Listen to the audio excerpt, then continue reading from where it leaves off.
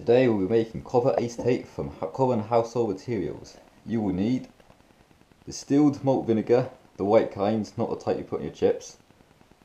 Hydrogen peroxide, I'll be using a 3%. Coffee filters, which you only need this for making it more pure. And we have copper, which can either be pennies or copper wire, but copper wire has more copper content, so I'd recommend that. And of course 2 containers to put it in. To synthesise copper acetate, you only need acetate and copper. We'll be using vinegar that has a low concentration of acetate in it. You don't technically need the hydrogen peroxide, but it speeds up the reaction a lot, so we'll be using that today. Start off with equal parts vinegar and hydrogen peroxide. I'll be making a small batch today, so I'm going to use 100 millilitres of both.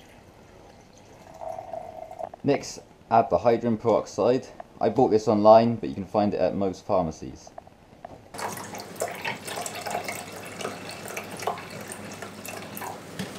Next, we are going to heat this mixture. This next step is optional, but because the heat excites the molecules, it speeds up the reaction.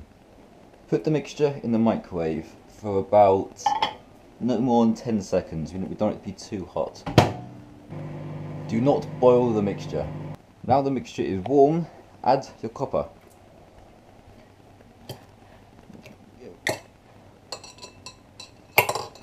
Now the reaction will start. We just need to give it an hour or so, or until the liquid turns a dark blue colour. It's best to perform this reaction in a well ventilated place, and whatever you do, do not screw the top on the bottle, because this is producing gas and the bottle will explode.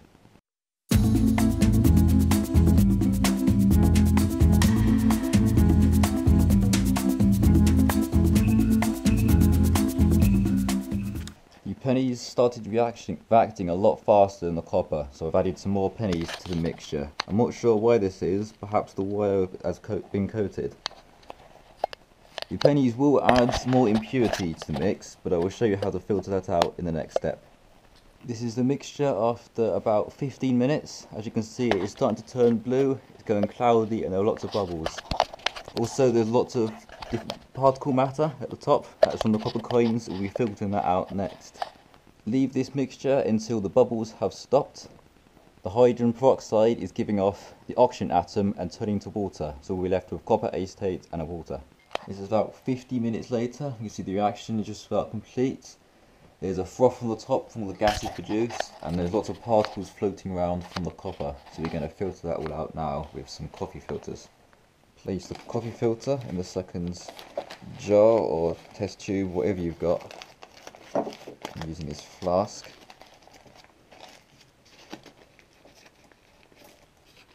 And slowly pour the mixture in.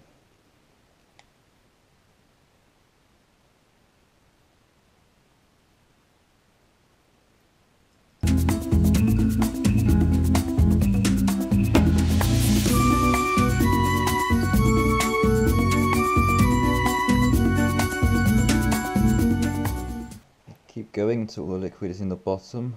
You may need to filter this multiple times depending on how impure your mixture was.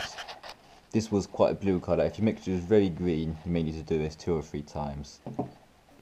As you can see, after filtering, it's still got a slight green tint compared to this mixture I made before. So I'm going to filter it one more time.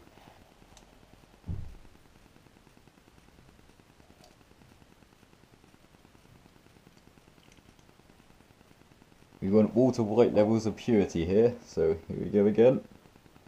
Slightly green liquid is going in, and what comes out should be pure blue. In case anyone has forgotten, we are making copper acetate, not crystal meth. After filtering, your mixture should look like this. It should have a nice deep baby blue colour with no green. The mixture in this state can be used for electrolysis as well as a few other projects. But if you want to make a crystallised form, we need to get rid of all the water.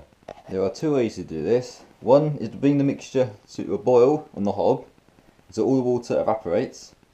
Or, if you want bigger crystals, you could pour the mixture into a container, wait for it to slowly evaporate, as I am doing here. To prove that this works, I've put 1 drop of water onto here, and you can see crystals are already forming. If you're going to use this slow evaporation method, Do not use a metal container like I did here. The metal will react to each other and corrode the container and contaminate the mixture. Instead, use a plastic or glass container. I'm going to be using a ceramic container for this method. So just pour the liquid in, depending on how much crystals you want. This can take from a few weeks to a few months, depending on the liquid. I'm going to use this much. And just put this in a quiet place. I'm going to put this in a loft so it gets lots of air and it's out of the way. If you leave a piece of copper in the mixture, the crystals will grow on top of the copper. I should also note that copper acetate is poisonous and slightly corrosive, so it should be put in an airtight bottle that is clearly labelled. Also, do not pour large quantities down the sink. Make sure no one drinks this thinking it is Powerade. The lethal dose is 710 milligrams per kilogram of body weight. Thanks for watching, hope you enjoyed. If you want me to make more chemistry videos, do let me know. And if you've had any problems or advice, leave it in the comment section. Bye!